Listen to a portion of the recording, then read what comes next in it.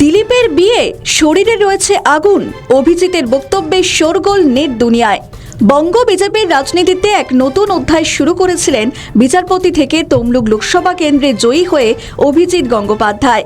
বেশ কয়েকদিন আগে পশ্চিমবঙ্গ বিজেপির চর্চা করেই তিনি শিরোনামে এসেছিলেন। আবারও দিলীপ ঘোষের প্রশংসায় পঞ্চমুখ হয়ে তিনি বক্তব্য রাখলেন।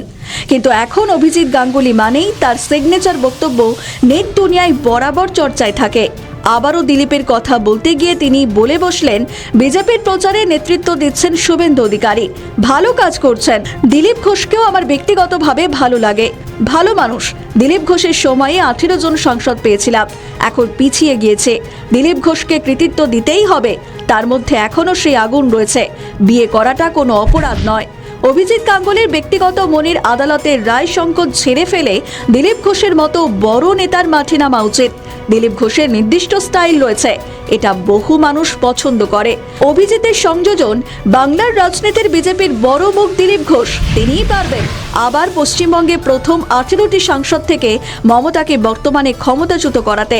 এখন সর্বশেষ দেখার রাজ্য রাজনীতিতে বাংলার দিলীপকে কতটা গুরুত্ব দিচ্ছে দিল্লির বিজেপি নেতারা, কতটাই বা অভিজিতের বিচারালয়ে ঠাঁই পাওয়া দিলীপ ঘোষ বাংলার বঙ্গ রাজনীতি বিজেপির জায়গা পেতে পারে। আমাদের ভিডিও ভালো লাগলে লাইক ও শেয়ার করুন, কমেন্ট সেকশনে আপনাদের মতামত জানান। আরও ভিডিও পেতে আমাদের চ্যানেলটিকে সাবস্ক্রাইব করুন এবং প্রতি মুহূর্তে খবরের আপডেট পেতে প্রেস করুন বেল আইকন।